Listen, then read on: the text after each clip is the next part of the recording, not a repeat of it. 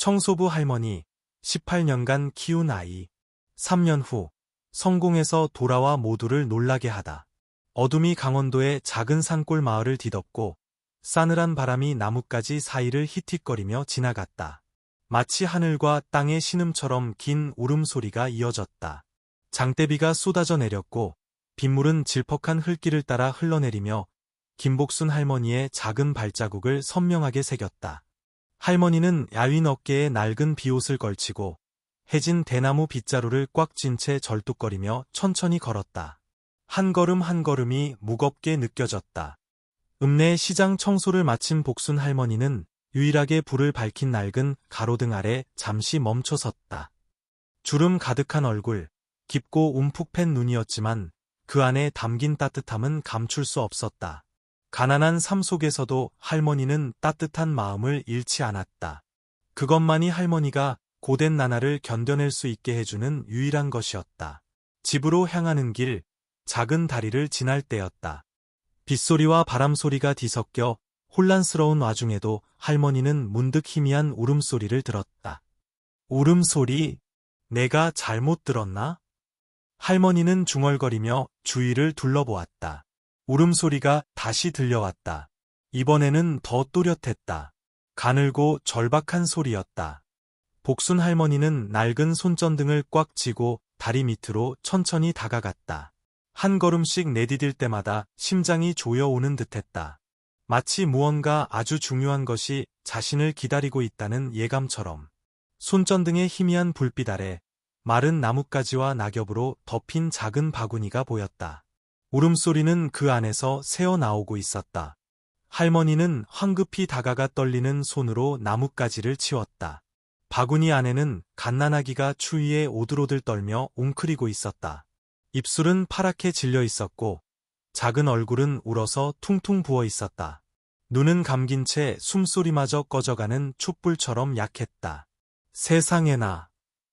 복순 할머니는 경악과 안타까움에 자신도 모르게 소리쳤다. 할머니는 허리를 숙여 주름진 손으로 조심스럽게 아기를 들어 올렸다. 아가야, 어쩌다 이런 곳에 버려졌누? 바구니 안에는 급하게 접힌 종이 쪽지가 있었다. 할머니가 펼쳐보니 손전등 불빛 아래 삐뚤빼뚤한 글씨가 드러났다. 저는 이 아이를 키울 능력이 없습니다. 제발 이 아이를 살려주세요. 그 글을 읽는 순간 복순 할머니의 눈에서 눈물이 주르륵 흘렀다. 주위에는 아무도 없었다. 차가운 바람과 빗소리만이 정적에 답할 뿐이었다. 품 안의 아기가 작게 꿈틀거렸다. 약한 울음소리에 할머니는 차마 예면할 수 없었다. 하지만 난 너무 가난한데 이 아이를 어떻게 키운단 말인가. 할머니는 속으로 중얼거리며 눈물 어린 눈으로 아기를 바라보았다. 초라한 작은 집, 하루하루 먹고 살기 빠듯했던 날들이 머릿속을 스쳐 지나갔다. 문득 오래전 병으로 유일한 자식을 잃었던 날들이 떠올랐다. 그 아픔은 한 번도 가신 적이 없었다. 어쩌면 이 갓난아기의 모습이 그 기억을 더욱 생생하게 불러일으키는 것인지도 몰랐다. 그때는 내 자식을 지키지 못했지만 이번에는 그렇게 하지 않을 거야. 하지만 아기의 희미한 울음소리는 마치 운명이 보낸 구조 요청처럼 할머니가 돌아설 수 없게 만들었다. 할머니는 깊은 숨을 들이쉬고 낡은 외투를 벗어 아기를 감쌌다. 떨리지만 단호한 손길이었다. 할머니는 아기를 꼭 껴안았다.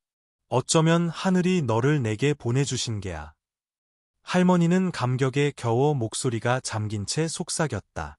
내게는 아무것도 없지만 사랑은 있단다. 하늘이 너를 이곳에 보내셨다면 너를 내 자식으로 여기고 키우마. 비는 여전히 내리고 있었다. 희미한 가로등 불빛 아래 복순 할머니의 작은 그림자가 미끄러운 길 위를 조용히 걸었다. 마치 연약한 희망의 불씨를 지키듯 아기를 꼭 품에 안은 채 두 사람의 그림자는 어둠 속으로 사라져갔고 앞으로 펼쳐질 험난한 여정에 대한 궁금증과 감동을 남겼다. 아침 햇살이 댄잎 사이를 비집고 들어와 복순 할머니의 초라한 작은 집에 부드럽게 내려앉았다. 집은 대나무 숲 옆에 자리 잡고 있었고 누렇게 바랜 슬레이트 지붕의 흙벽에는 금이 가 있었다. 안에는 값나가는 물건이라곤 찾아볼 수 없었다. 삐걱거리는 나무 침대 하나, 낡은 나무상, 그리고 이가 빠진 그릇 몇 개가 전부였다. 아기 울음소리가 조용한 새벽 공기를 갈랐다. 복순 할머니는 잠 못 이룬 밤의 피로가 가시지 않은 눈으로 일어났다. 할머니는 부드럽게 아기를 안아 달랬다. 민준아, 착하지.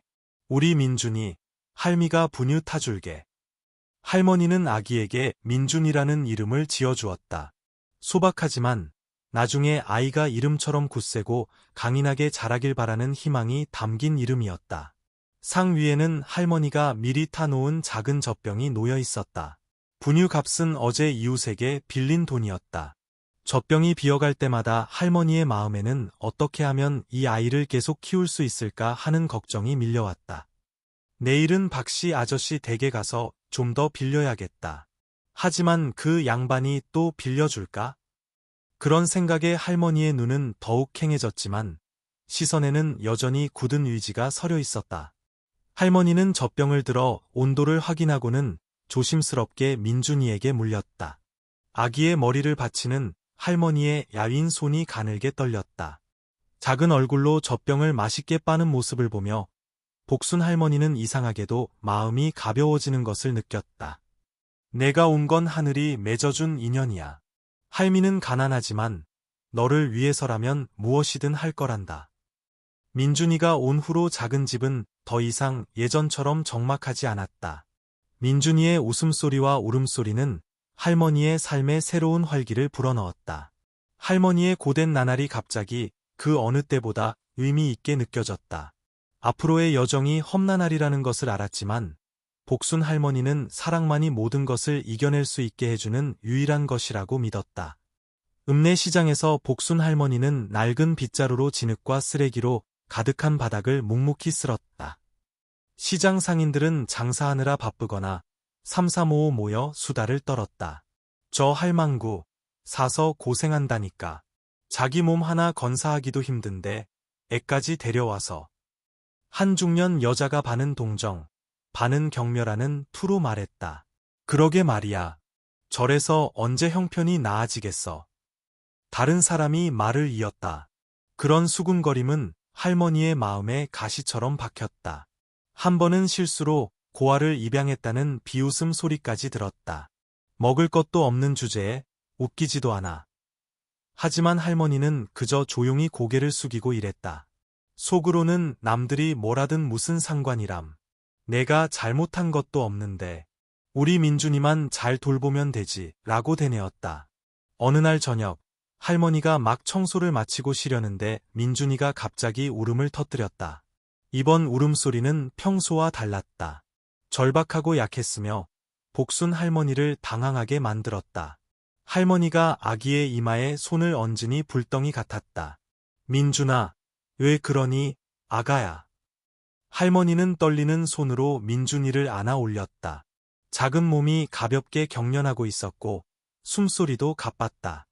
할머니는 망설임 없이 외투를 걸치고 민준이를 품에 꼭 안은 채 집 밖으로 뛰쳐나갔다. 보건소로 가는 길은 질퍽한 흙길이었다. 전날 내린 비로 진흙이 할머니의 낡은 신발에 달라붙었다.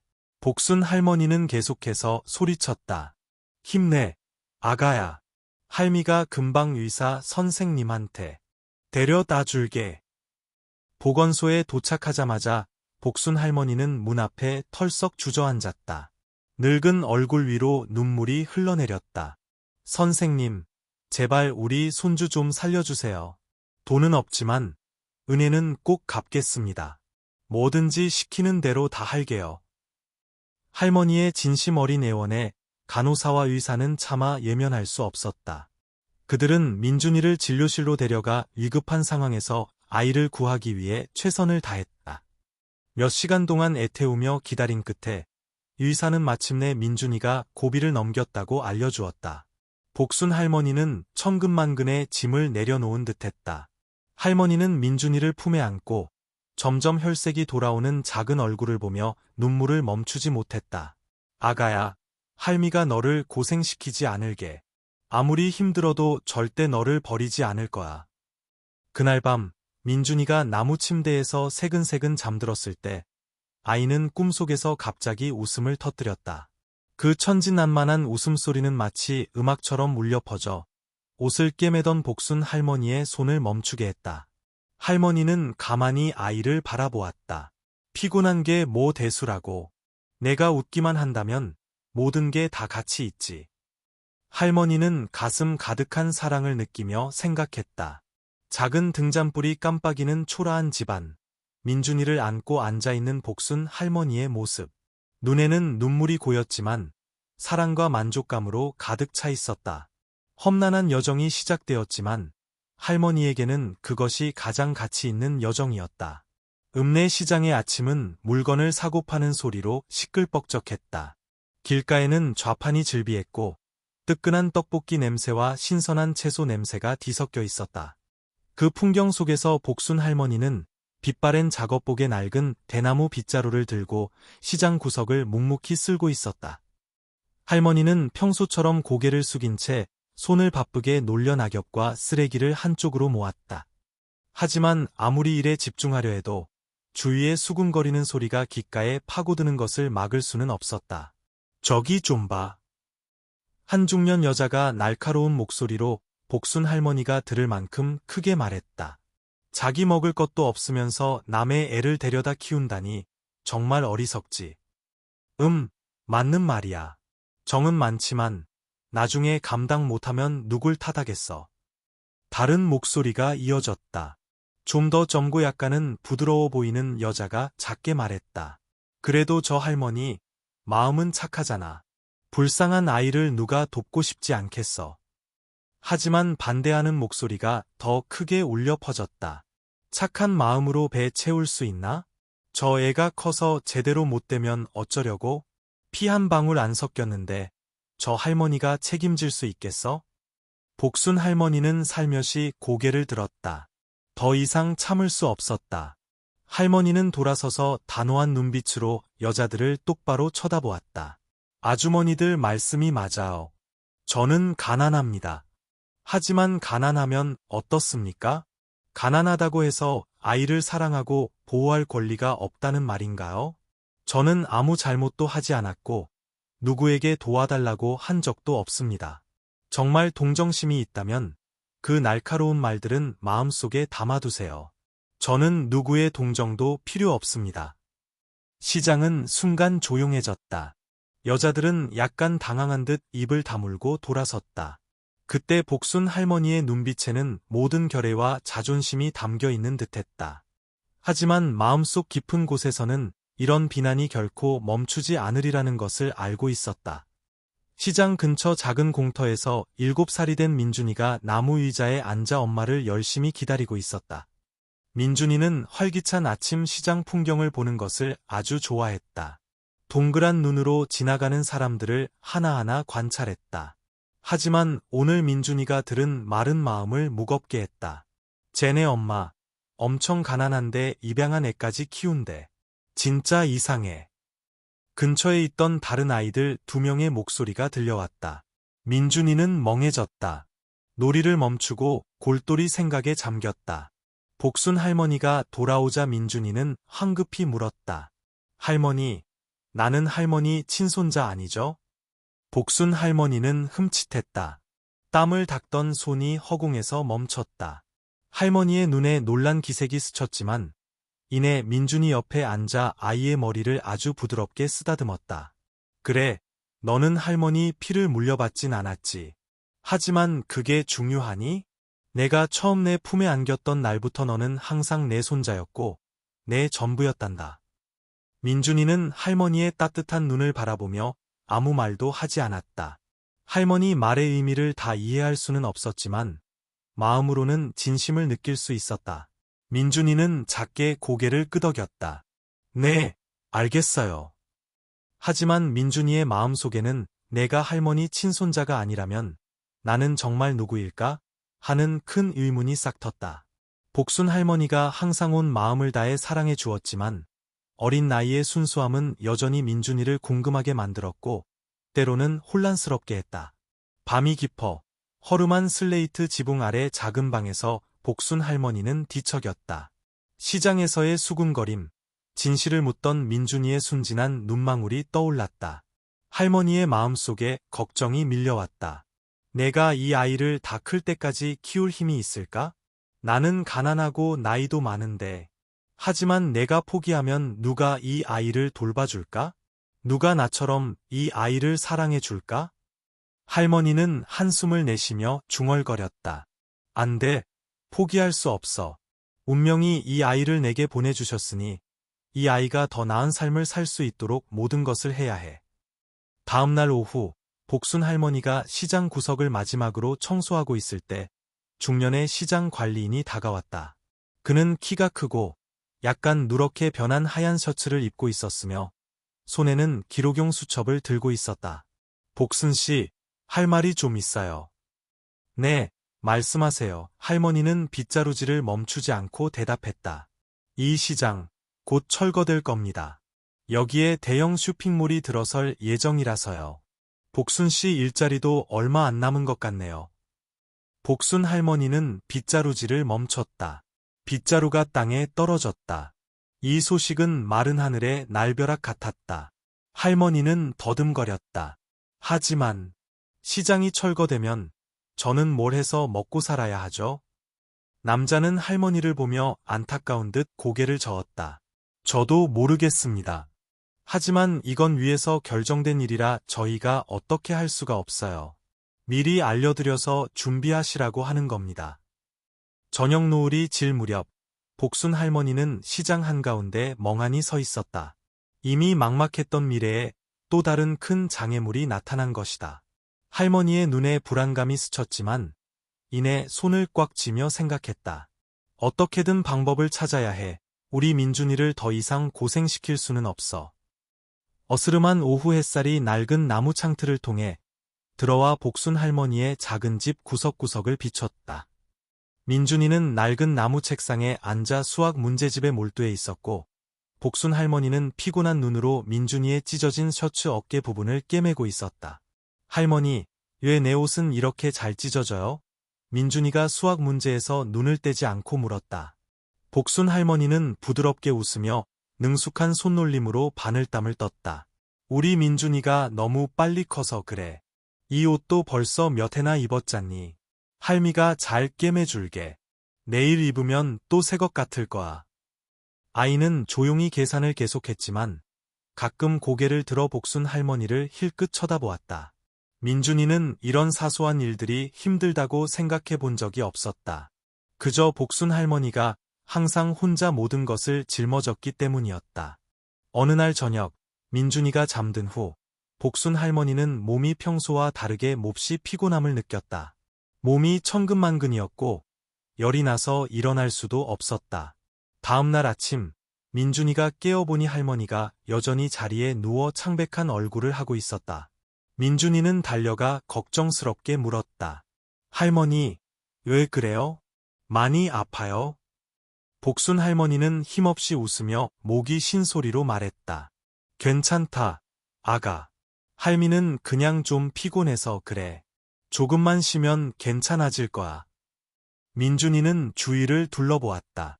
부엌은 어질러져 있었고 마당도 쓸지 않은 상태였다. 민준이는 조용히 빗자루를 들었다. 지금까지 복순 할머니가 항상 혼자 해왔던 일들을 처음으로 해보려는 것이었다. 하지만 마당을 쓸기 시작하자 빗자루는 땅 위에서 미끄러지며 쓰레기를 사방으로 날려보냈다. 민준이는 눈을 가늘게 뜨고 더 조심스럽게 하려고 했지만 하면 할수록 어설펐다. 내가 어떻게 쓸길래 전보다 더 지저분해진 거지? 민준이는 자책했다. 부엌으로 돌아와 할머니에게 죽이라도 끓여주려고 했지만 아무리 뒤적여도 가스레인지를 어떻게 켜는지 알 수 없었다. 달그락거리는 소리에 복순 할머니가 잠에서 깼다. 민준이가 허둥대는 것을 보고 할머니는 부드러운 목소리로 불렀다. 민준아, 이리 오너라. 민준이는 깜짝 놀라 할머니 침대 곁으로 달려갔다. 할머니 죽 끓여드리려고 했는데 잘 안 돼요. 복순 할머니는 아이를 바라보았다. 부드러운 눈빛에 약간의 놀라움이 섞여 있었다. 우리 아들, 할미 걱정할 줄도 알고 할미가 가르쳐 줄게. 두 사람은 함께 작은 죽 한 그릇을 끓였다. 비록 간단했지만 그 순간 민준이는 자신이 조금 더 성장한 것 같다고 느꼈다. 복순 할머니는 민준이의 손을 잡고 말했다. 알겠니? 할미가 아무리 피곤해도 내가 이렇게 걱정해 주는 것만 보면 금방 힘이 난단다. 민준이는 할머니를 올려다보았다. 처음으로 할머니가 자신을 위해 얼마나 많은 것을 희생했는지 깨달았다. 그날부터 민준이는 서툴지만 할머니를 돕기 위해 작은 일들을 하기 시작했다. 어느 날 아침, 복순 할머니가 민준이에게 부탁했다. 민준아, 마당 좀 쓸어줄래? 할미는 벼 말리러 가야 해서. 민준이는 침대에 길게 누워 만화책을 보고 있었다. 그 말을 듣고 얼굴을 찡그렸다. 할머니가 해요. 나 공부해야 해서 바빠요. 복순 할머니는 순간 멈칫했다. 눈빛은 부드러웠지만 마음속에는 작은 상처가 생긴 듯했다. 그래, 할미가 하지 뭐. 할머니는 조용히 말하고 돌아섰다. 그 후로도 할머니는 마당 쓸기, 설거지, 밥하기까지 모든 일을 민준이에게 도와달라는 말 없이 계속했다. 아이가 아직 어려서 힘든 일을 다 이해하지 못할 거라고 생각했다. 하지만 조금씩 민준이가 할머니가 하는 모든 일을 당연하게 여기기 시작했다는 것을 깨달았다. 아이는 더 이상 고마워하거나 소중하게 생각할 필요를 느끼지 못하는 듯했다. 그날 저녁, 이웃집 박씨 아저씨가 잠시 들렀다. 복순 할머니가 슬픈 눈으로 마루에 앉아 있는 것을 보고 조용히 입을 열었다. 복순 씨, 내가 보기엔 당신이 너무 민준이를 감싸고 도는 것 같아. 지금부터라도 자립심을 가르쳐야 커서 제 앞가림을 할 거요. 복순 할머니는 힘없이 웃었다.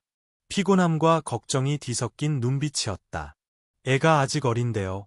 뭘 천천히 크면 다 알게 될 거예요. 박씨 아저씨는 고개를 저었지만 더 이상 아무 말도 하지 않았다.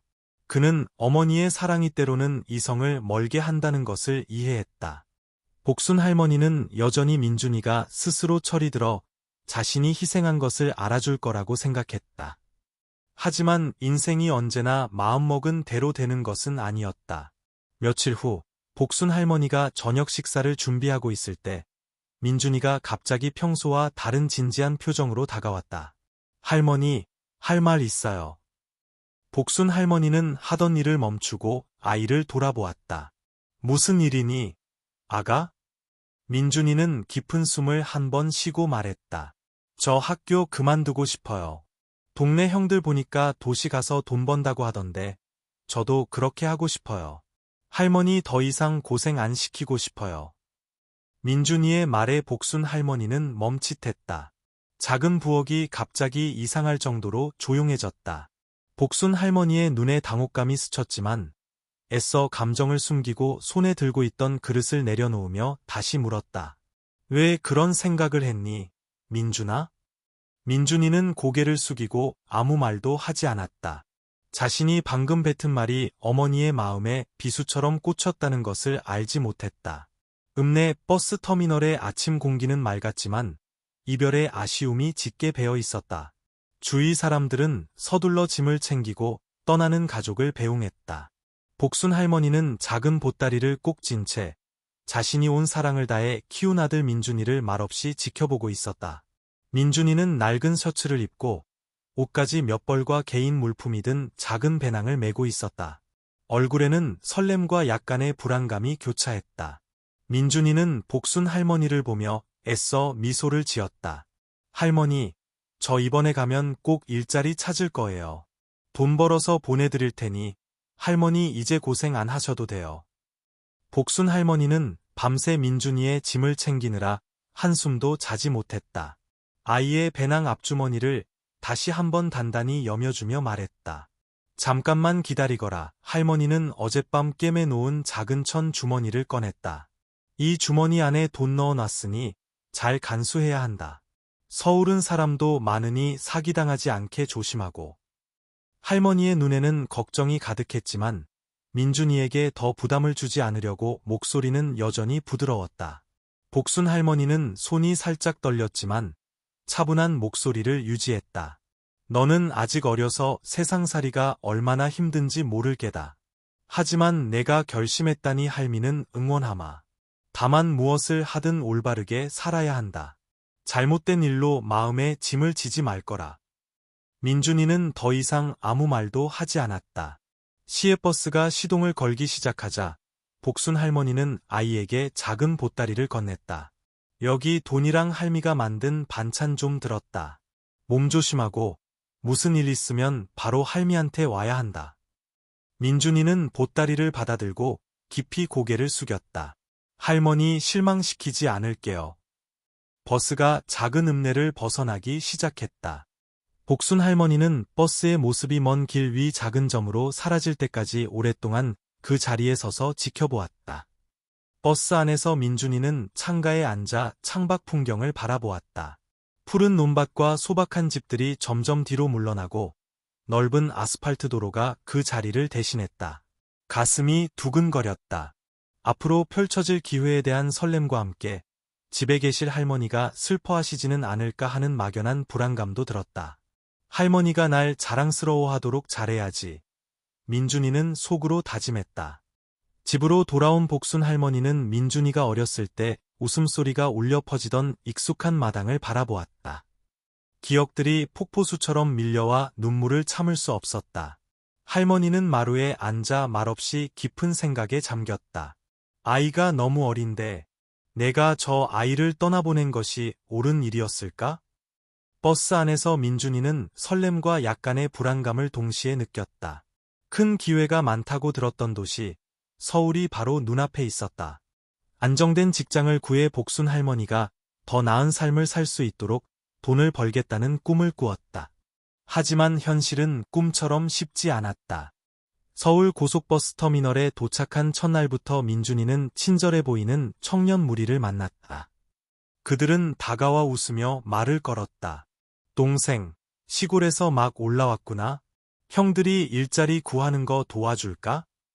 순진했던 민준이는 서울에 온 목적을 이야기했다. 무리 중 한 명이 제안했다. 돈 주머니 이리 줘, 형들이 맡아줄게. 처음 올라오면 소매치기 당하기 쉬워. 조금도 의심하지 않고 민준이는 복순 할머니가 챙겨준 주머니를 건넸다. 잠시 후 뒤돌아보니 그들은 민준이가 가진 얼마 안 되는 돈 전부를 가지고 사라져버렸다. 민준이는 당황해서 사방을 찾아 헤맸지만 소용없었다. 망연자실함과 무력감에 민준이는 사람들로 붐비는 길 한가운데 주저앉아 눈물을 글썽였다.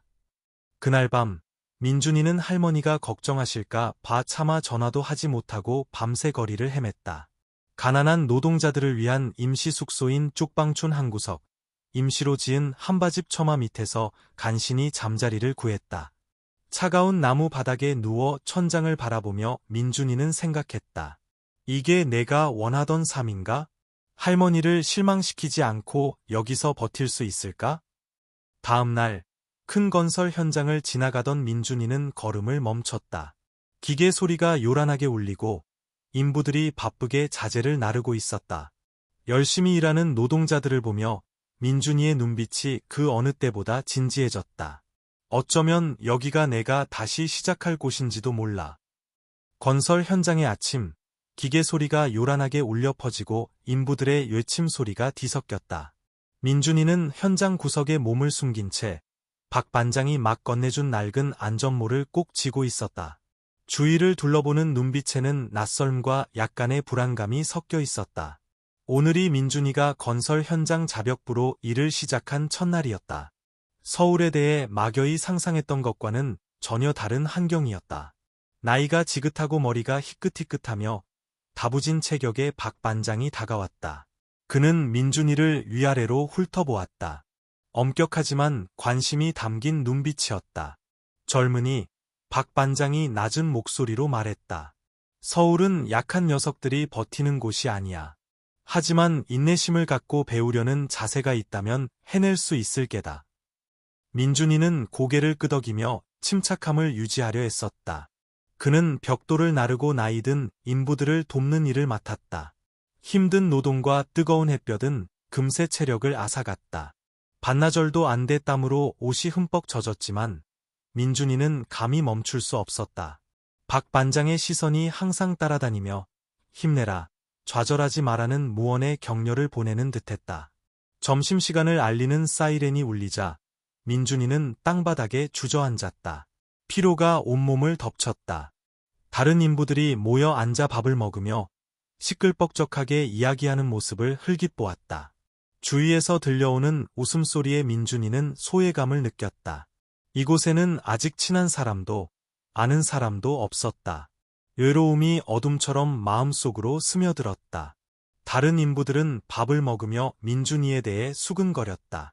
나이든 한 명이 비웃으며 말했다. 저 뺀질이 일주일도 못 버틸걸. 저 하얀 손발 좀 봐. 민준이는 들었지만 아무 말도 하지 않았다. 그 조롱은 자존심의 바늘을 찌르는 듯했지만 동시에 저 사람들한테 무시당할 수 없어. 라는 결심을 다지게 했다. 그날 오후 큰 나무 판자를 옮기는 것을 돕던 민준이는 너무 지쳐서 실수로 판자를 위에서 떨어뜨렸다. 나무 판자가 떨어지며 큰 소리를 내자 주위 사람들이 깜짝 놀랐다. 다행히 다친 사람은 없었지만 박 반장의 눈빛이 그 어느 때보다 차가워졌다. 그는 다가와 엄격한 목소리로 말했다. 조심해야지, 민준이. 여기서는 작은 실수 하나도 사람 목숨을 앗아갈 수 있는 사고로 이어질 수 있어. 민준이는 고개를 숙였다. 자괴감이 밀려왔다. 복순 할머니 생각이 났다. 할머니는 자신이 일을 제대로 못한다는 것을 알면 얼마나 실망하실까. 하지만 포기하는 대신 민준이는 조용히 결심했다. 더 조심스럽게 일하는 법을 배워야 해. 그날 밤 민준이는 복순 할머니에게 전화했다. 목소리는 밝게 꾸몄다. 할머니, 저 공사장에서 일해요. 일은 힘들지만 괜찮아요. 걱정 마세요. 전화기 저편에서 복순 할머니는 귀를 기울였다. 민준이가 애써 낙관적인 척했지만 할머니는 말 한마디 한마디에서 피로감을 느낄 수 있었다. 할머니는 부드럽게 타일렀다. 몸 조심하고 힘든 일 있으면 할미한테 말하렴. 민준이는 마음속 실망감을 애써 감추며 미소 지었다. 알겠어요, 할머니. 걱정 마세요. 어느 날 저녁 퇴근 후 민준이가 임시 숙소로 돌아가고 있었다. 희미한 가로등 불빛이 멀리 보이는 고층 건물들을 비추고 있었다. 작은 골목길을 지나갈 때 문득 익숙한 목소리가 들렸다. 어이, 저 녀석 아니야? 어둠 속에서 청년 몇 명이 걸어 나왔다. 바로 서울에 처음 왔을 때 민준이의 돈을 빼앗아간 그들이었다. 민준이는 멈칫 섰다. 분노가 치밀어 올랐다. 달려들어 따지고 싶었지만 발이 얼어붙은 듯 움직이지 않았다. 그들 중 한 명이 크게 웃었다. 아, 너 돈 또 있냐? 우리가 또 일자리 소개해 줄까? 민준이는 청년들을 자세히 보았다. 처음으로 그들의 초라한 모습을 알아차렸다. 캥한 얼굴, 불안하고 계산적인 눈빛이었지만 피곤함도 숨기지 못하고 있었다. 문득 말로 표현하기 힘든 감정이 솟구쳤다. 분노와 연민이 뒤섞인 감정이었다. 어쩌면 저들도 나와 별반 다르지 않을지도 몰라. 궁지에 몰렸을 뿐이지. 민준이는 생각했다. 그들의 조롱은 민준이의 자존심을 칼로 베는 듯했다. 주먹을 꽉 쥐었다. 눈이 충혈되었다. 어떻게 해야 할까? 용서해야 할까? 아니면 맞서야 할까? 중요한 결정이 그를 기다리고 있었다. 밤의 도시는 화려했지만 밝은 가로등 뒤편에는 예측하기 어려운 복잡함이 숨어 있었다. 민준이는 건설 현장에서의 힘든 하루를 마치고 지친 걸음을 옮겼다. 길모퉁이 작은 포장마차를 지날 때 익숙한 청년 무리가 눈에 들어왔다. 서울에 처음 왔을 때 얼마 안 되는 돈을 모두 빼앗아간 바로 그들이었다. 민준이는 멈칫 섰다. 어디선가 분노가 파도처럼 밀려왔다. 태평하게 웃고 떠드는 그들을 보니 더욱 울컥했다. 그들이 자신을 얼마나 힘들게 했는지 알기나 할까? 멀리서 민준이는 갈등하며 청년들을 지켜보았다. 같은 공사장 동료인 철수형이 지나가다 이상한 낌새를 눈치챘다. 너 여기서 뭐해? 철수형이 물었다. 민준이는 청년들을 가리키며 억눌린 목소리로 말했다. 저 사람들이 저번에 저한테 사기친 놈들이에요. 저 때문에 돈 다 잃었어요. 철수형은 민준이를 옆으로 끌어당기며 속삭였다. 내 말 들어. 저런 놈들하고 엮이지 마. 저런 인간들은 골치 아픈 일만 가져다줘. 용서가 때로는 앞으로 나아갈 유일한 방법일 때도 있어. 하지만 민준이는 고개를 저었다. 눈빛은 단호했다. 계속 무시당할 수는 없어요. 맞서야 해요. 민준이는 심호흡을 하고 청년들에게 똑바로 걸어갔다. 가까이 다가가자 단호한 목소리로 말했다. 저 기억하십니까? 가져간 돈 돌려주시죠. 그들 중 한 명, 노랗게 머리를 염색한 청년이 고개를 들어 민준이를 보고는 크게 웃었다. 돈. 우리가 그렇게 오래 돈을 갖고 있을 것 같나? 그건 잊어버려. 이 도시는 약한 놈들한테는 안 어울려. 다른 사람들도 낄낄거리며 비꼬는 말을 던졌다. 꼬맹이는 우리가 인생 첫 교훈을 가르쳐준 것에 감사해야지. 여기서 살고 싶으면 너무 순진하게 굴지 마. 민준이는 주먹을 꽉 쥐었다. 분노로 온몸이 떨렸다. 당신들은 잘못한 거 모르겠어요? 당신들 사기 때문에 얼마나 많은 사람이 고통받았는지 알아요? 청년들은 잠시 침묵하더니 그중 한 명이 차가운 목소리로 말했다. 내가 뭔데 우리한테 설교질이야? 분위기가 험악해졌다. 순간 민준이는 눈앞의 녀석 얼굴에 주먹을 날리고 싶었지만 멀리서 지켜보고 있던 철수형의 눈빛이 용서는 그들을 위해서가 아니라 내가 분노에 갇히지 않기 위해서라고 했던 말을 떠올리게 했다. 민준이는 한숨을 내쉬고 몸을 돌려 떠났다. 청년들은 그가 그렇게 쉽게 포기할 줄 몰랐다는 듯 멍하니 쳐다보았다. 돌아오는 길에 민준이는 근처 작은 골목에서 큰 욕설 소리가 들려오는 것을 들었다.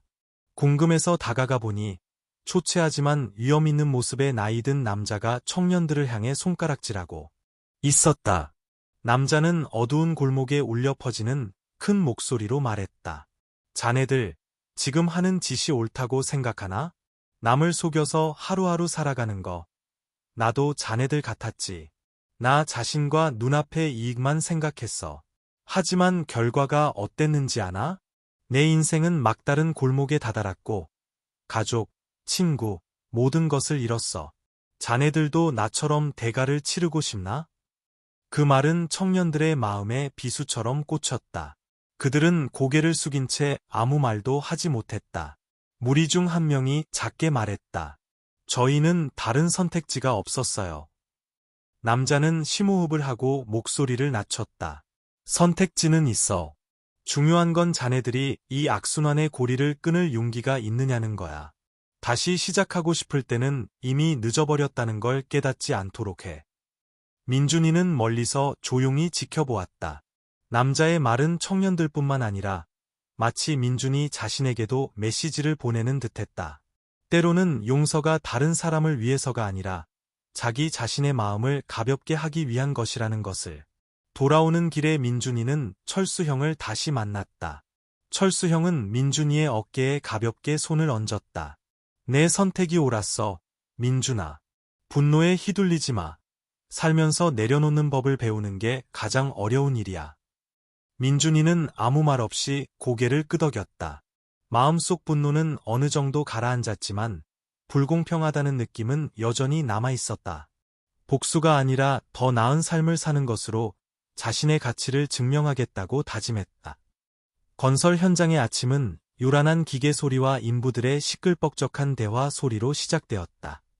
민준이는 일찍 일어나 일을 시작하기 전에 꼼꼼히 준비했다. 이곳의 바쁜 생활 리듬에는 점차 익숙해졌지만 마음속에는 여전히 집에 대한 그리움이 가시지 않았다. 오늘 작업은 특히 힘들었다. 대규모 프로젝트 준비를 위해 수십 포대의 시멘트와 벽돌을 창고로 옮겨야 했다. 민준이는 땀으로 옷이 흠뻑 젖도록 열심히 일했지만 불평 한마디 하지 않았다. 그의 끊임없는 노력은 주위 사람들의 주목을 받기 시작했다. 박 반장은 멀리서 지켜보며 살며시 고개를 끄덕였다. 저 녀석, 근성이 있어. 저런 젊은 패기에 성실함까지 더해지면 분명 큰일을 해낼 거야. 한낮, 태양이 모든 것을 태울듯이 내리쬐자 인부들은 하나둘씩 쉬기 시작했다. 민준이도 잠시 앉아 물을 마시려는데 나이든 인부 김씨 아저씨가 여전히 시멘트 포대를 힘겹게 나르고 있는 것을 발견했다. 김 아저씨, 좀 쉬세요. 이렇게 더운데 위험해요. 민준이가 황급히 달려갔다. 김씨 아저씨는 지치고 민망한 듯 말했다. 몇 포대 안 남았어. 내가 마저 해야지. 안 그러면 작업 일정 늦어져. 말이 채 끝나기도 전에 김씨 아저씨가 갑자기 쓰러졌다. 민준이는 깜짝 놀라 아저씨를 부축하며 크게 외쳤다. 박 반장님, 다들 와서 좀 도와주세요. 현장이 발칵 뒤집혔다. 몇몇 사람들이 달려와 민준이가 김씨 아저씨를 그늘로 옮기는 것을 도왔다. 박 반장은 아저씨의 상태를 살피고 사람들에게 물을 가져오라고 시켰다. 김씨 아저씨를 부축해 앉히면서 민준이의 시선은 문득 아저씨의 거친 손에 머물렀다. 작은 금들이 가득한 투박한 손. 그 모습은 자신을 키우느라 고생을 마다하지 않았던 복순 할머니의 야윈 손을 떠올리게 했다. 민준이의 심장이 갑자기 조여오는 듯 강렬한 감정이 솟구쳤다. 할머니와 아저씨는 너무 닮았어. 두 분 다 다른 사람을 위해 희생하면서 아무것도 바라지 않으시잖아. 민준이는 속으로 생각하며 눈빛의 결의를 다졌다. 그 격려의 말은 민준이에게 힘을 더해주는 듯했다. 그는 대답하지 않았지만 눈빛에는 결의가 서려 있었다. 그날 밤 쪽방 작은 침대에 앉아 민준이는 모든 일에 대해 생각했다.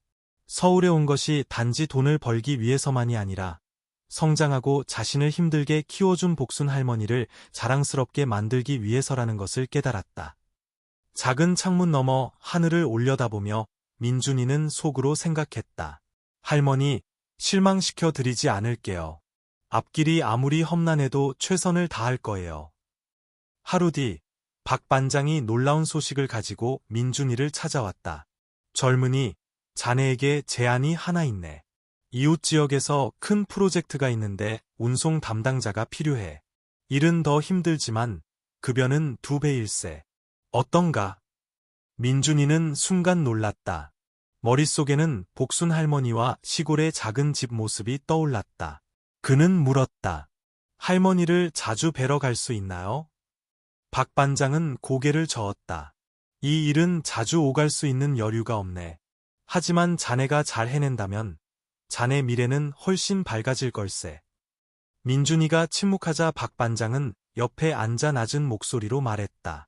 나도 한때 시골에서 맨손으로 서울에 올라온 젊은이를 알았지. 그는 무시당하고 사기당하는 등 온갖 어려움을 겪었지만 결코 포기하지 않았네. 그리고 지금은 큰 건설팀의 관리자가 되었지. 인생은 쉽지 않지만 기회를 잡을 줄 안다면 자신이 가진 것을 기회로 만들 수 있다네. 박 반장의 말은 격려일 뿐만 아니라 깊은 깨달음을 주는 조언이기도 했다. 민준이는 고개를 들어 단호한 눈빛으로 말했다. 감사합니다, 반장님. 신중히 생각해 보겠습니다. 밤이 깊도록 민준이는 침대에 누워 뒤척였다. 복순 할머니에게 전화해서 침착한 목소리로 말했다. 할머니, 저한테 새로운 기회가 생겼는데 이걸 받아야 할지 모르겠어요. 전화기 저편의 복순 할머니는 잠시 침묵하더니 말했다. 민준아, 내 인생을 할미가 대신 결정해 줄 수는 없단다. 하지만 내 마음이 시키는 대로 선택한다면 후회는 없을 게다. 할머니의 말은 민준이의 마음에 깊이 새겨졌다. 내 길은 내가 선택해야 해. 이건 단순한 일이 아니라 내 인생의 전환점이야. 다음 날 아침, 민준이는 박 반장 앞에 단호한 눈빛으로 섰다. 프로젝트에 참여하겠습니다. 제 자신에게 도전하고 더 나아가고 싶습니다. 박 반장은 민준이의 어깨를 치며 크게 웃었다. 잘 생각했네. 자네가 큰일을 해낼 날을 기다리겠네. 작고 허름한 쪽방, 희미한 노란 불빛이 약하게 비추고 있었다. 민준이는 낡은 나무 책상 옆에 깊은 생각에 잠겨 앉아 있었다. 박 반장으로부터 제안을 받은 날부터 다음에 무엇을 해야 할지 머릿속이 복잡했다. 민준이의 손은 무의식적으로 낡은 휴대폰을 만지작거렸다. 복순 할머니에게 전화해서 조언을 구해야 할지, 아니면 할머니가 걱정하지 않도록 조용히 있어야 할지 갈등했다. 한참 동안 내적 갈등을 겪던 민준이는 할머니에게 전화를 걸었다. 전화기 저편에서 들려오는 복순 할머니의 목소리는 언제나처럼 부드럽고 따뜻했다. 민준이나? 요즘 일은 어떻고?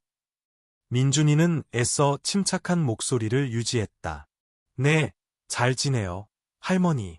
근데 좀 변화가 있어서요. 새로운 기회가 생겼는데 이걸 받아야 할지 잘 모르겠어요. 복순 할머니는 잠시 침묵하더니 말했다.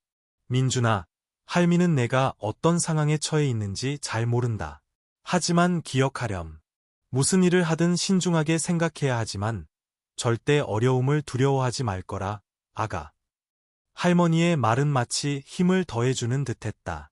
민준이는 전화를 끊고 중얼거렸다. 강해져야 해, 이건 기회야. 계속 이렇게 머물러 있을 수만은 없어. 다음날 아침, 민준이가 몇몇 친한 동료들에게 박 반장의 제안에 대해 이야기하자 분위기가 갑자기 조용해졌다. 성씨라는 한 동료 인부가 고개를 저으며 말했다. 민준아, 너 아직 점고 경험도 별로 없는데 그렇게 큰 프로젝트를 내가 감당할 수 있겠나? 다른 사람이 말을 이었다. 맞아. 작은 일도 우리가 가르쳐줘야 하는데 거기 가면 내가 혼자서 다 처리할 수 있겠어?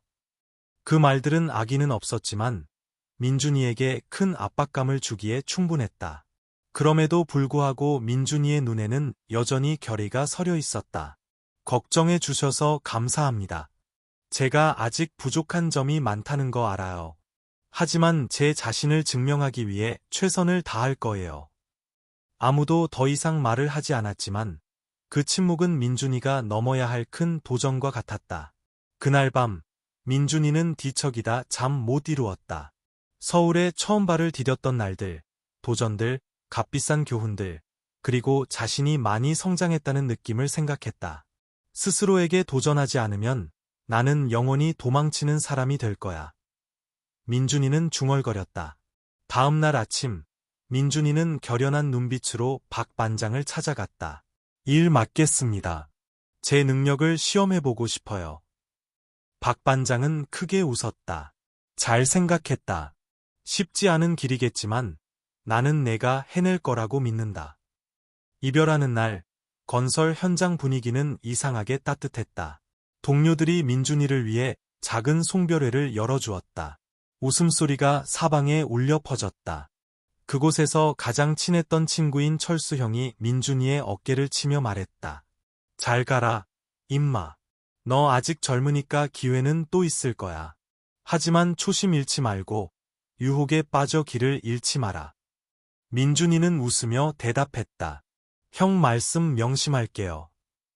새로운 건설 현장으로 가는 버스 안에서 민준이는 창가에 조용히 앉아 있었다. 익숙한 도시의 풍경이 점점 뒤로 물러나고 황량한 산과 숲, 울퉁불퉁한 흙길, 푸른 산맥이 그 자리를 대신했다. 마음속에서는 설렘과 불안감이 교차했다. 내가 정말 해낼 수 있을까? 하지만 이제 돌아갈 수는 없어. 민준이는 배낭을 꽉 쥔 채 생각했다. 건설 현장이 눈앞에 나타났다. 넓지만 어수선한 지역에는 건축 자재가 어지럽게 널려 있었다. 가장 먼저 눈에 띈 것은 부족한 작업 공간, 열악한 생활 환경, 그리고 새로운 동료들의 냉담한 시선이었다. 키가 크고 강인해 보이는 한 남자가 다가와 민준이에게 인사했다. 자네가 새로 온 사람인가? 나는 강 소장이네. 여기는 게으르거나 약한 녀석들이 있을 곳이 아니야. 압박감을 견디지 못하겠으면 지금 당장 떠나도 좋아. 그 차가운 말은 민준이에게 찬물을 끼얹는 듯했다. 그는 심호흡을 하고 강 소장을 똑바로 쳐다보았다. 최선을 다하겠습니다. 새로운 건설 현장에서의 첫날 밤, 민준이는 삐걱거리는 나무 침대에 누워 천장을 바라보았다. 첫 번째 시련이 이미 눈앞에 닥쳤지만 마음속에는 이상하게도 흥분이 느껴졌다. 괜찮아. 이건 내가 선택한 기회야. 아무리 힘들어도 이겨내야 해. 새벽빛이 싸늘한 산골짜기에 길게 드리워졌다. 강한 바람이 미끄러운 비탈길을 휩쓸고 지나갔다. 민준이의 새로운 건설 현장은 어수선하게 널린 모래와 돌무더기, 유란한 기계 소리, 바쁘게 오가는 인부들로 가득했다. 민준이는 그 분위기 속에 서서 설렘과 불안감을 동시에 느꼈다. 첫 작업일이 시작되었다. 민준이는 자재 운반팀에 배정되었다. 단순해 보이는 일이었지만 결코 작은 도전이 아니었다. 그는 울퉁불퉁한 길 위로 모래수레를 끌어야 했고 때로는 흙과 돌로 뒤덮인 가파른 비탈길로 수레를 밀어야 했다. 현장 책임자인 최 반장이 다가와 점검했다. 그는 민준이를 위아래로 훑어보며 엄격한 목소리로 말했다. 어이, 자네. 수레를 그렇게 중심도 못 잡고 밀면 넘어지기 십상이지. 그렇게 해서 어떻게 일을 하겠나? 민준이는 고개를 끄덕이며 다시 해보려고 했지만 이번에는 주위 인부들의 수군거리는 소리에 집중력을 잃었다. 들어오자마자 큰일 하려고 하네. 어린애가 작은 일도 제대로 못하면서 뭘 보여주려고. 그 말은 민준이의 자존심의 비수처럼 꽂혔다. 그는 주먹을 꽉 쥐고 평정심을 유지하려 했었다. 내가 포기하면 지금까지의 노력이 모두 물거품이 될 거야. 그는 속으로 다짐했다. 어느 날 오후, 최 반장이 다가와 민준이에게 현장에서 가장 가파른 지역으로 대량의 벽돌을 옮기는 임무를 맡겼다. 이 일은 쉽지 않을 걸세. 하지만 자네가 얼마나 해낼 수 있는지 보고 싶네. 그가 날카로운 눈빛으로 말했다. 민준이는 순간 멈칫했다. 이것이 시험이라는 것을 잘 알고 있었다. 지체할 수 없었다. 민준이는 준비를 시작했다. 하지만 혼자서 옮기려고 하자 작업량이 너무 많아 제 시간에 끝낼 수 없다는 것을 금방 깨달았다. 민준이가 허둥대는 것을 보고 나이든 인부 한 명이 다가왔다. 어이, 젊은이. 도움이 필요한가? 그가 물었다. 처음에 민준이는 망설였다. 약해 보일까 봐 부끄러웠다. 하지만 이내 성공하려면 다른 사람의 도움이 필요하다는 것을 깨달았다. 네, 정말 도움이 필요합니다. 민준이가 단호한 눈빛으로 대답했다. 동료의 도움으로 민준이는 제 시간의 임무를 완수했다. 최 반장은 멀리서 지켜보며 살며시 고개를 끄덕였다. 팀워크를 발휘할 줄 아는 것도 능력이지. 그 말은 인정일 뿐만 아니라 민준이에게 팀 정신의 가치를 일깨워주는 조언이기도 했다. 어느 날 오후, 민준이가 비탈길로 모래수레를 옮기고 있을 때 갑자기 앞에 있던 동료가 미끄러져 수레가 넘어지고 말았다. 모래가 순식간에 길바닥으로 쏟아져 뒤따르던 수레들의 통행을 방해했다. 민준이는 망설임 없이 달려가 동료가 모래를 치우는 것을 도왔다. 얼굴은 먼지로 뒤덮이고 땀이 줄줄 흘렀지만 그는 손을 멈추지 않았다. 손은 까졌고 다리는 기진맥진해서 후들거렸지만 길이 깨끗해진 것을 보고 민준이는 미소를 지었다. 나이든 인부 한 명이 민준이를 보고 고개를 끄덕이며 말했다. 저 녀석, 괜찮네. 정실력이 있어. 민준이의 행동은 운반팀 분위기를 점차 바꾸어 놓았다. 몇몇 동료들이 작업 중에 그를 돕기 시작했다. 이전에 냉담했던 시선은 이제 인정으로 바뀌었다. 말은 하지 않았지만 민준이는 그들에게서 신뢰를 느낄 수 있었다. 그날 밤 팀원들이 모두 모여 희미한 불빛 아래 쉬고 있을 때 한 동료가 민준이의 어깨를 치며 웃으며 말했다. 임마, 처음 며칠은 다 그래. 중요한 건 넘어질 때마다 다시 일어설 줄 아는 거야. 그러다 보면 익숙해질 게다. 민준이는 가벼운 미소로 답하며 진심 어린 격려에 속으로 감사했다. 하지만 혹독함은 아직 끝나지 않았다.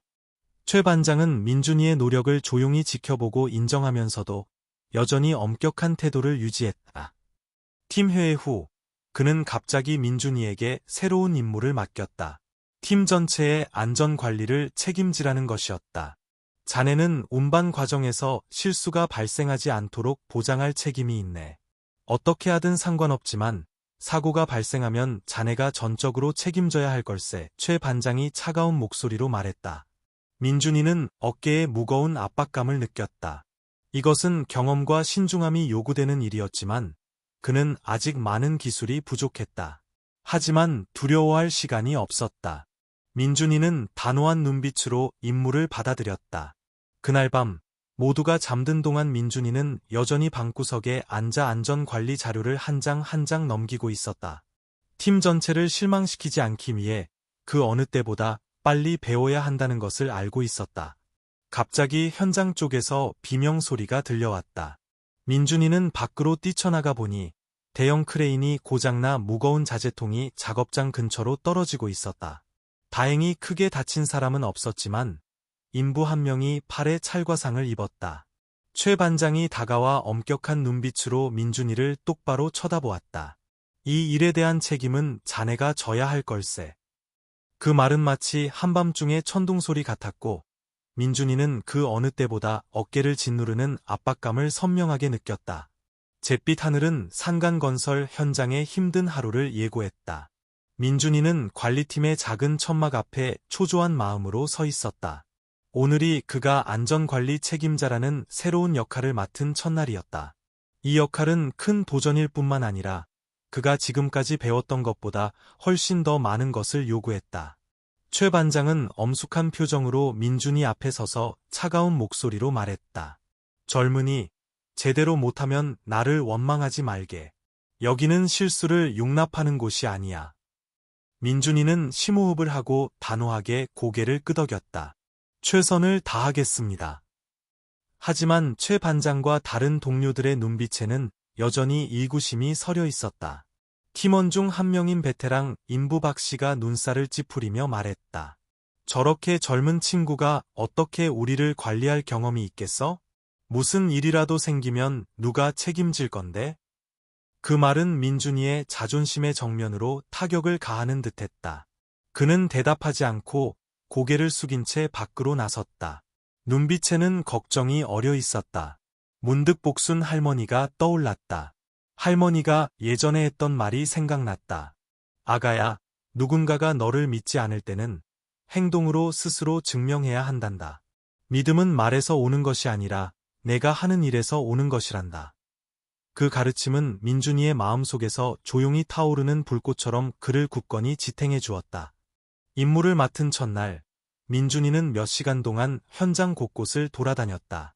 장비 하나하나를 점검하고 작은 결함 하나까지 꼼꼼하게 기록했다. 민준이의 수첩은 빽빽한 글씨로 점점 두꺼워졌다. 하지만 자신이 발견한 것을 동료들과 공유하려 할 때 냉담한 시선은 여전히 변하지 않았다. 몇몇 사람들은 심지어 등 뒤에서 비웃었다. 저 녀석, 자기가 뭐라도 되는 줄 아나 봐. 지적질이나 하고. 두고 봐, 조만간 실패할 거야. 그럼에도 불구하고 민준이는 그 말들에 좌절하지 않았다. 매일 밤 모두가 쉬고 있을 때 그는 희미한 노란 불빛 아래 홀로 앉아 안전관리 자료를 한 장 한 장 읽고 꼼꼼하게 기록했다. 또한 몇몇 베테랑 인부들의 경험담을 듣는데 시간을 할애했다. 어느 날 밤 민준이가 크레인 점검에 집중하고 있을 때 비교적 중립적인 태도를 보이던 동료 김 씨가 다가왔다. 그는 민준이를 보며 부드러운 목소리로 말했다. 젊은이, 열심히 하는구먼. 자네 일을 다들 이해하지는 못하겠지만 나는 자네가 옳은 일을 하고 있다고 믿네. 민준이는 순간 놀랐다가 미소 지었다. 감사합니다. 그 격려는 어둠 속 한 줄기 빛처럼 그가 덜 외롭게 느끼도록 도와주었다. 어느 날 오후, 현장의 주 크레인에서 고장 징후를 발견하면서 상황은 더욱 긴장되었다. 크레인의 안전 브레이크에서 이상한 마찰음이 들렸고 아이어 로프도 달아 있었다. 그는 즉시 보고하고 수리를 위해 사용 중단을 건의했지만 돌아온 반응은 무관심이었다. 한 젊은 인부가 어깨를 으쓱하며 태연하게 말했다. 젊은 양반, 이 기계는 전부터 잘 썼어. 너무 과민하게 굴지 마. 민준이는 설득하려 했지만 몇몇 사람들은 비웃으며 경고를 무시했다. 박 씨는 심지어 조롱했다. 자네가 뭔데 명령질이야? 무서우면 그냥 구경이나 해. 민준이는 주먹을 꽉 쥐었다. 무력감이 밀려왔다. 이게 위험하다는 걸 알지만 왜 아무도 들어주지 않는 거지? 그는 속으로 물으며 가슴이 답답했다. 복순 할머니의 모습이 마음속에 떠오르며 보이지 않는 힘이 솟아나는 듯했다. 내가 이걸 그냥 넘어가면 결과는 더 끔찍해질 거야. 물러설 수 없어. 사고는 바로 다음 날 일어났다. 크레인이 거대한 콘크리트 블록을 들어 올리던 중 아이어 로프가 갑자기 끊어졌다. 콘크리트 블록이 떨어지면서 근처에서 작업하던 인부들 무리를 거에 덮칠 뻔했다. 다행히 한 명만 가벼운 찰과상을 입었지만 큰 소리와 혼란으로 현장 전체가 멈춰섰다. 최 반장이 현장으로 걸어왔다. 평소처럼 냉정한 얼굴이었다. 그는 민준이를 똑바로 쳐다보며 칼날처럼 날카로운 목소리로 말했다. 이 일에 대한 책임은 자네가 져야 할 걸세. 자네가 더 잘했더라면 사고는 없었을 거야. 그 말은 마른 하늘의 날벼락 같았다. 민준이는 목이 메어 반박하고 싶었지만 무슨 말을 해야 할지 몰랐다. 마음속으로 자책했다. 최선을 다했는데, 하지만 그게 충분했을까? 주위 동료들의 시선이 조롱에서 걱정으로 바뀌는 것을 보며 민준이는 생각했다. 신뢰는 저절로 생기는 게 아니야. 기초를 다지는 벽돌 하나하나와 같지.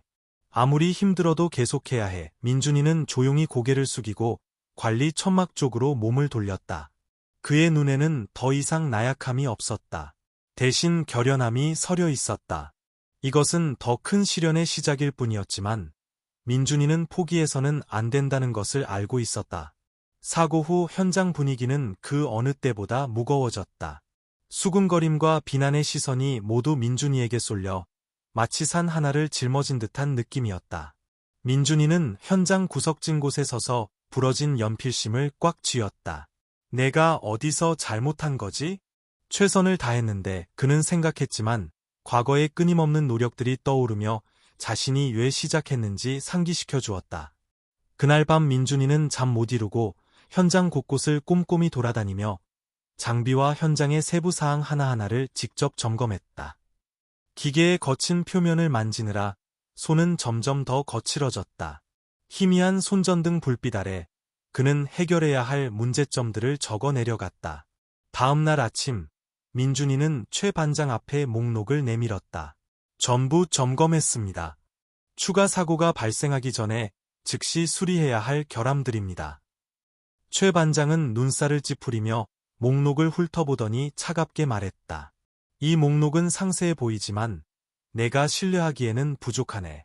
이론만으로는 문제를 해결할 수 없어. 내가 받아들이게 하려면 자네 스스로 증명해야 하네. 민준이는 그 의심 어린 시선에 잠시 멈칫했지만 좌절하는 대신 단호한 눈빛으로 고개를 끄덕였다. 하겠습니다. 제가 제안한 것들이 현실적이라는 것을 보여드리겠습니다. 바로 그날 민준이는 직접 작업반과 함께 다니며 작성한 목록에 따라 세부 사항 하나하나를 점검하고 수리하는 것을 지도했다. 피곤했지만 손을 놓지 않고 뜨거운 햇볕에도 아랑곳하지 않고 끈기 있게 일했다. 동료들은 처음에는 망설였지만 점차 민준이의 노력에 주목하기 시작했다. 젊은 인부인 철호가 민준이를 보며 고개를 젓고 웃었다. 저 녀석 진짜 독하네. 말로만 하는 줄 알았더니 진짜 하잖아. 다른 사람이 말을 이었다. 어쨌든 대단하긴 해. 저렇게 끈기 있는 사람 별로 없어. 민준이의 행동은 동료들의 의심을 존경으로 바꾸었다. 그들은 현장 개선 작업에 자발적으로 참여하기 시작했다. 이전에 냉담했던 시선은 이제 인정으로 바뀌었다. 나이든 한 인부가 민준이에게 다가와 어깨를 두드리며 말했다. 자네, 정실력이 대단해.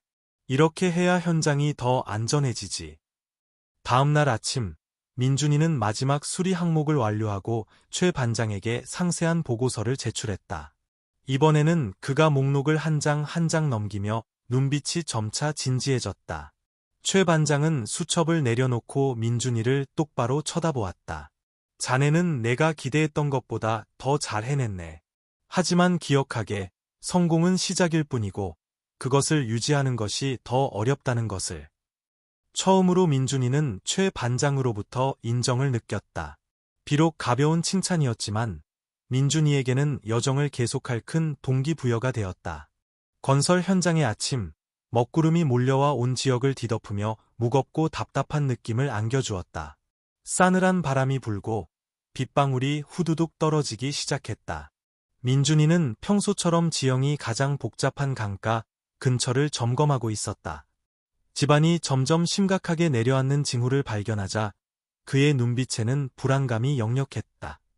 민준이는 즉시 최 반장에게 걱정스러운 목소리로 보고했다. 소장님, 이 지역은 안전하지 않습니다. 폭우 속에서 계속 공사를 진행하면 매우 위험합니다. 최 반장은 비옷을 입은 채 차가운 눈빛으로 그를 바라보았다.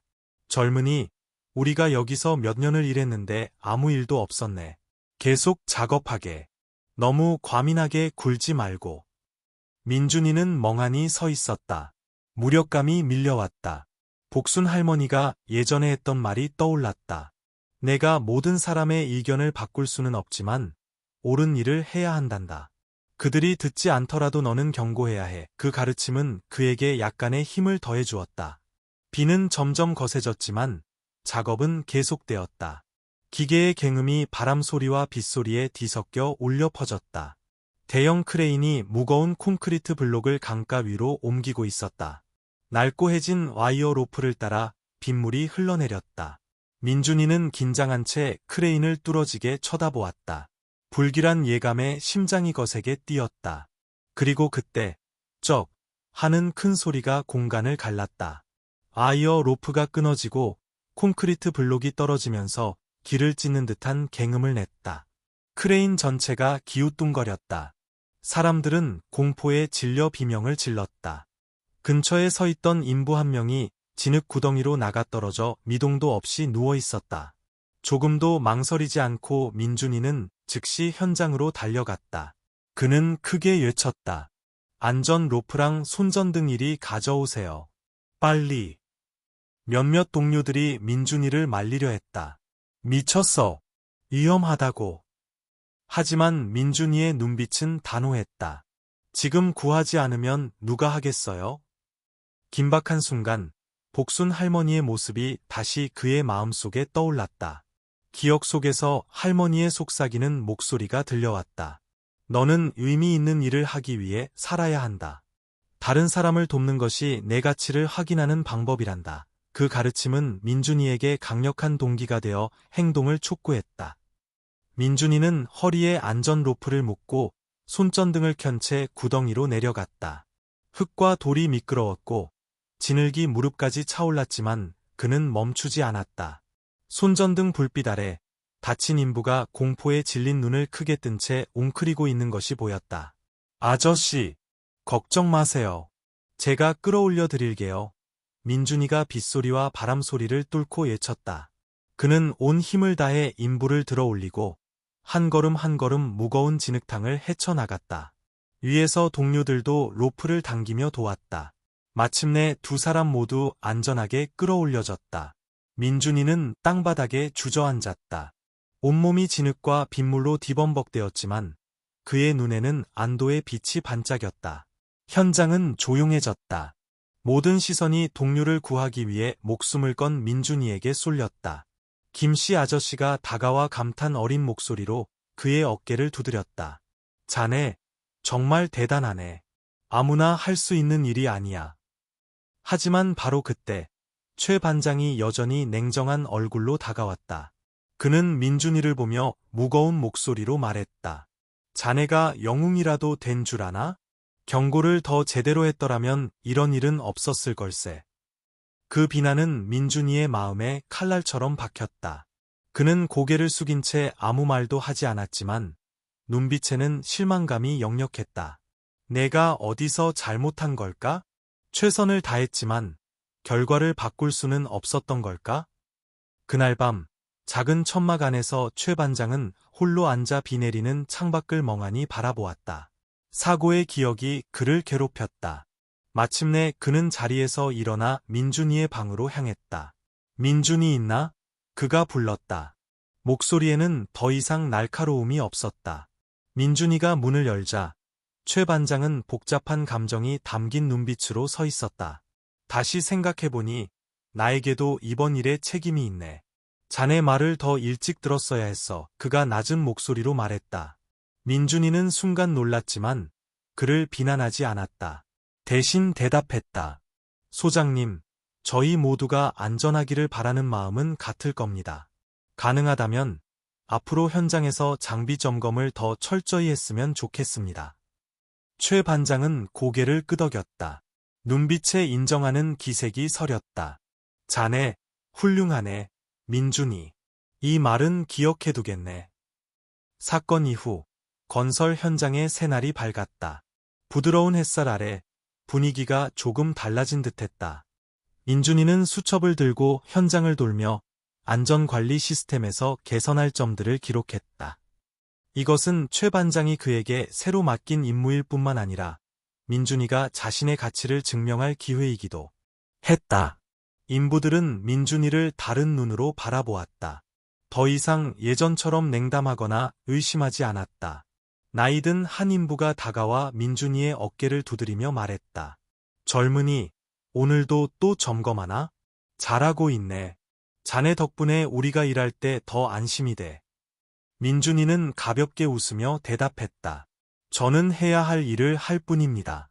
모두 함께 노력하면 현장은 더 안전해질 거예요. 그날 오후, 민준이는 인부들을 위해 안전관리 원칙에 대한 작은 교육을 열었다. 그는 차분하지만 단호한 목소리로 말했다. 우리는 큰 건축물을 짓기 위해 힘들게 일합니다. 하지만 이곳 각자의 안전이 가장 중요하다는 것을 잊지 마십시오. 인부들은 귀에 깊게 들었다. 그들은 질문을 하고 경험을 공유하며 민준이가 가르쳐준 것을 점차 실제 작업에 적용하기 시작했다. 최 반장은 멀리서 진지한 눈빛으로 지켜보았다. 교육이 끝나자 그는 민준이 곁으로 다가왔다. 처음으로 이전처럼 엄격한 태도가 아니었다. 그는 민준이를 숙소 내 자신의 작은 방으로 초대해 따뜻한 식사를 함께했다. 앉게, 젊은이. 최 반장이 민준이에게 따뜻한 차를 따라주며 말했다.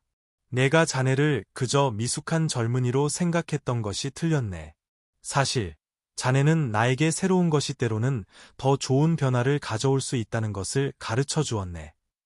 민준이는 까다로운 관리자로부터 듣기 힘든 칭찬에 놀라 고개를 들었다. 감사합니다, 소장님. 하지만 모두의 도움이 없었다면 저도 해내기 어려웠을 겁니다. 그날 밤 작은 방에 홀로 앉아 민준이는 마음속 갈등과 마주했다. 복순 할머니가 떠올랐다.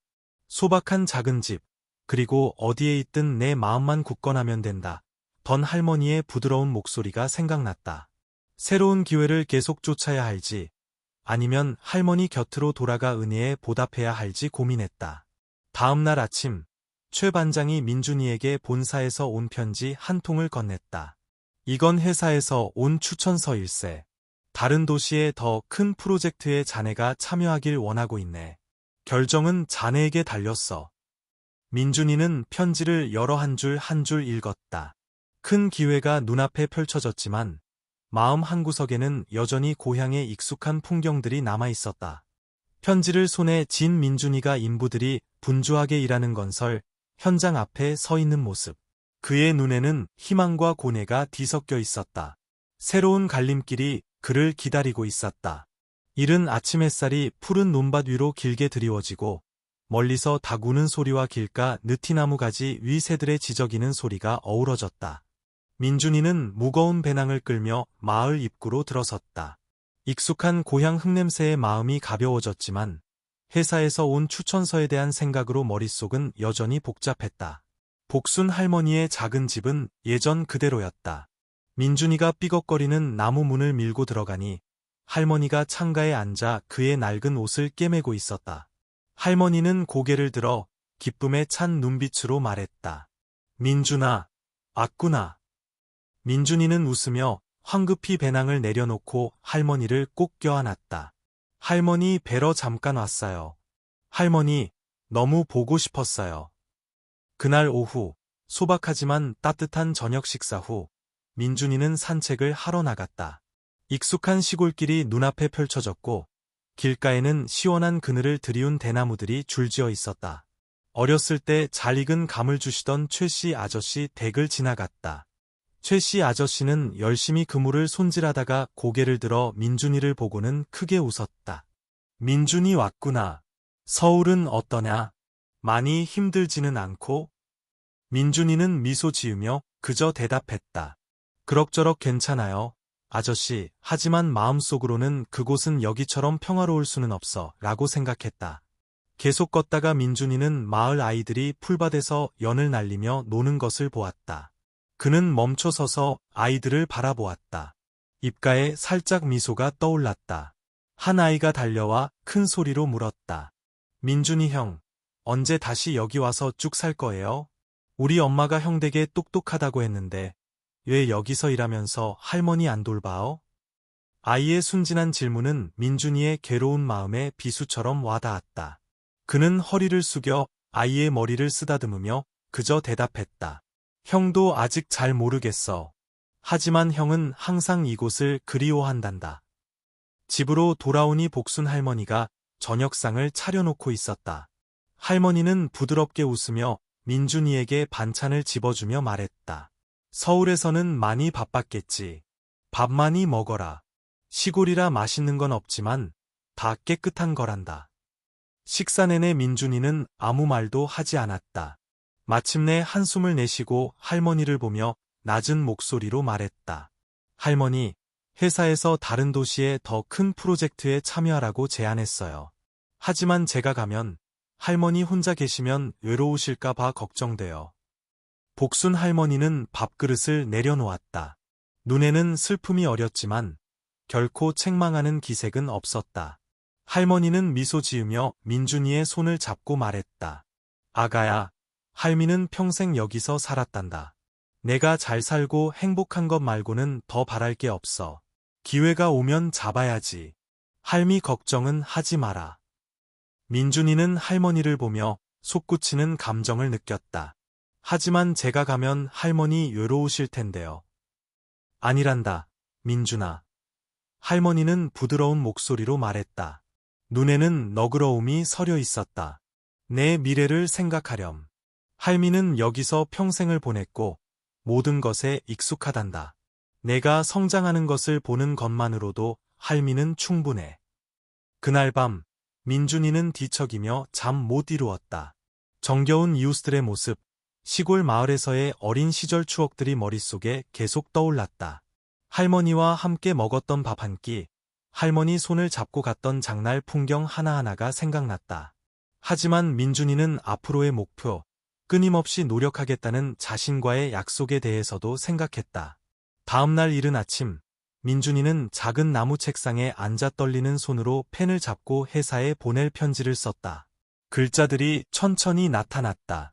한 줄 한 줄 결의와 함께 복잡한 심정이 담겨 있었다. 그는 편지를 접어 봉투에 넣고 국도로 이어지는 시골길을 멀리 바라보았다. 평화로운 그 풍경은 그의 어린 시절을 고스란히 담고 있는 듯했지만 동시에 그에게 계속 나아가 새로운 지평을 찾으라고 재촉하는 듯했다. 아침 햇살이 건설 현장 곳곳을 비추고 기계 소리와 인부들의 웃음소리로 활기찼다. 민준이는 그 어느 때보다 자신감 넘치고 활기찬 모습으로 현장에 들어섰다. 복순 할머니를 뵙고 짧은 휴가를 마치고 돌아온 참이었다. 최 반장은 민준이를 보며 보기 드문 미소를 지었다. 결정했나? 여기서 좀 더 머무르는 것도 좋은 선택이야. 하지만 일과 가족, 둘 다 중요하다는 걸 잊지 말게. 그 후 며칠 동안 민준이는 계속해서 일에 전념했다. 안전 교육을 추가로 실시하고 작업 절차를 개선했으며 항상 인부들의 의견에 귀 기울였다. 점차 그에 대한 사람들의 존경심이 커져갔다.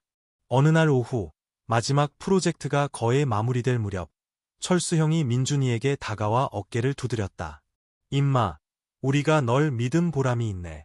이 팀에 내가 없었으면 지금처럼 되지는 못했을 거야. 민준이는 그저 웃었다. 저는 해야 할 일을 했을 뿐이에요. 이 성공은 모두의 것입니다. 그날 밤, 현장에서는 프로젝트 완성을 축하하는 작은 회식 자리가 열렸다. 밤하늘 아래 타오르는 모닥불이 이상하게 따뜻한 분위기를 자아냈다. 민준이가 현장의 영웅이라는 글씨가 새겨진 안전모를 받았을 때 그의 눈에는 감격의 빛이 어렸다. 그는 안전모를 보며 힘들었던 첫날들을 떠올렸다.